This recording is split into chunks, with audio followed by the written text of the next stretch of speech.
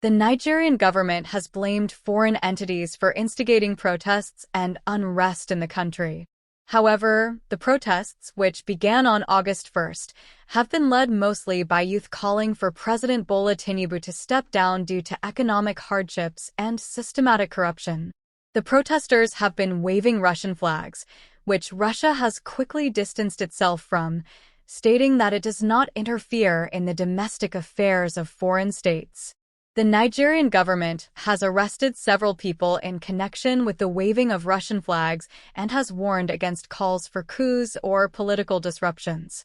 Despite the government's efforts to quell the protests, they have continued, with over 700 people, including journalists, arrested by the Nigerian military.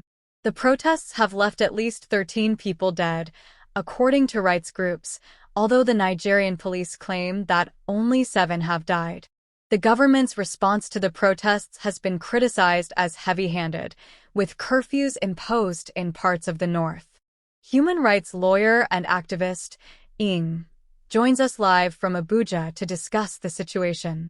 Ng believes that the waving of Russian flags is a distraction from the real issues and that the protesters are not protesting against any foreign policy of the government.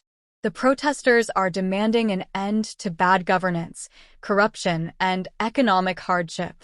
Ng also notes that Russia's influence in Africa is growing, but it is difficult to prove whether Russia is promoting the demonstrations to destabilize Nigeria.